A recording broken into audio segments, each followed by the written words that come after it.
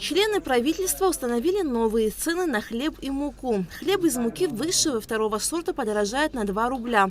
Теперь 1 килограмм хлеба из муки высшего сорта будет стоить не более 50 рублей, а 0,6 килограммов не более 30 рублей.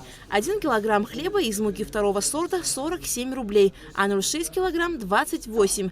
Согласно постановлению, если цены на сырье при производстве хлеба изменятся более чем на 10%, то госстандарт вправе применять повышающий коэффициент. С учетом текущей ситуации, с учетом того, что гильдия пекарей Абхазии также обратилась в Народное собрание парламента Республики Абхазия с данным вопросом, было соответствующее заседание комитета проведено профильное, на котором мы тоже, в работе которого мы принимали участие, провели достаточно предметное обсуждение данного подхода и, соответственно, рекомендуем на данном этапе пока все-таки пойти на изменение цен на хлеб. Повышение предусматривается в размере 2 рубля на хлеб из муки высшего сорта и хлеб из муки второго сорта. Кабмин внес изменения в ведомственную целевую программу развития сельского хозяйства на 2023 год. В программу включили расходы на приобретение реагентов для нужд Республиканской ветеринарной лаборатории в сумме 840 тысяч рублей. Реагенты необходимы для проведения анализов меда и медовой продукции. Правительство установило временные ставки вывозных таможенных пошлин и экспортных цен на лом черных металлов, предусматривающие снижение ставки таможенной пошлины на $10. И теперь таможенная пошлина составляет $30 на срок до 1 сентября. Решением правительства семьям добровольцев из Абхазии Эдуарда Шакая и Олега Бебия, погибших в ходе специальной военной операции на Донбассе, выплатят единовременные социальные пособия по 1 миллиону рублей. Члены правительства внесли изменения в постановление об утверждении дисциплинарного устава органов внутренних дел, согласно которому дисциплинарное взыскание должно назначаться до истечения 10 дней со дня, когда начальнику стало известно о проступке. Кабмин включил здания и сооружения имущественного комплекса в Сухуми по улице Бейго, 16 в перечень объектов, подлежащих приватизации и утверждению условий его приватизации. Как сообщил председатель Госкомитета по управлению государственным имуществом и приватизации Беслан Кубрава, с 2020 года решением Кабмина приватизировано 15 объектов республиканского значения. Это 5 объектов в год, получается в среднем по статистике. Для сравнения могу сказать, что с 2014 по 2020 год было приватизировано 54 объекта. Вопросы приватизации у нас не проходят, уважаемые коллеги, так вот обратились, и в течение 2-3 недель вопрос так не рассматривается, месяцами изучается, выносим на заседание, и результаты такие. Из 15 объектов 5 можно считать имеющие определенное значение, крупные. Допустим, как санатория «Кавказ» в Гагре, значит, Новоафонская, значит, Абхазия, вот, в Гудауте, что было приватизировано, тоже обсное, так называемое рыболовецкое хозяйство, а все остальные объекты из 15, Александр Владимирович, уважаемые коллеги, это встроенные помещения под жилым домом, какой-то там ангар, ну, незначительные, там 200-300 квадратных метров. Вот такая статистика, чтобы было понятно для общего понимания.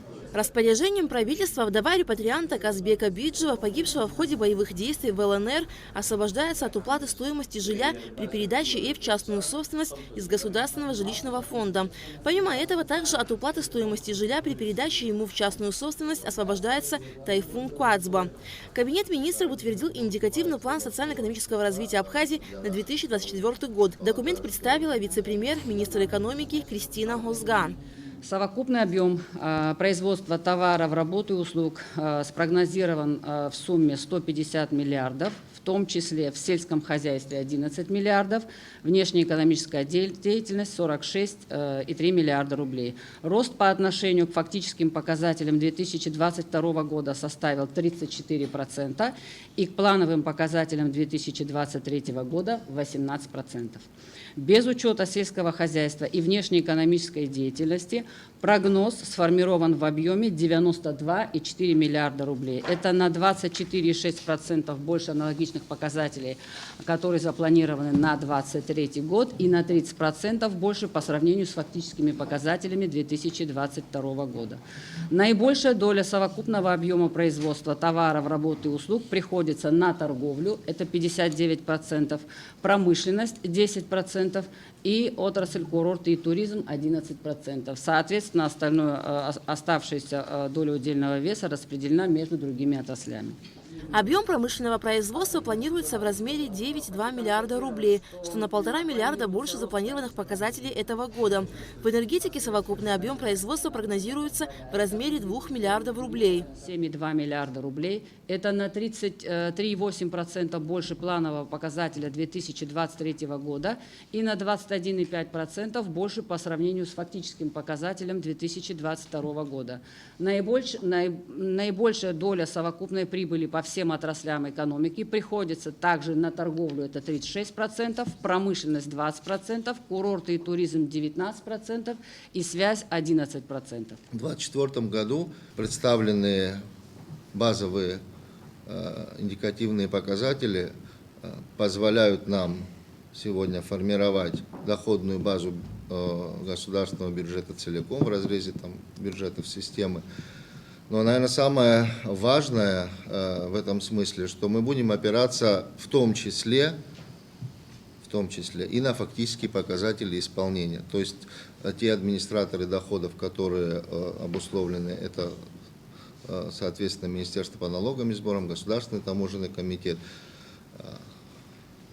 Будем обращать внимание на показатели индикативного плана, плюс фактические. Почему говорю плюс? Потому что минуса уже у нас который год нет.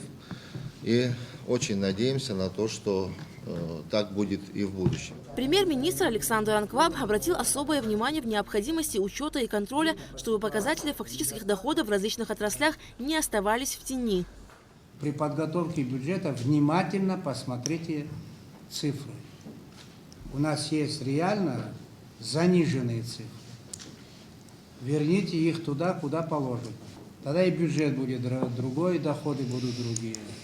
Никто не говорит, уменьшите наши расходы. Кто-нибудь говорит, Владимир Валерьевич? Нет, мы только наращиваем Назовите дефицит. мне одно ведомство, которое требует уменьшить расходы. Доходы, вот этим надо заниматься.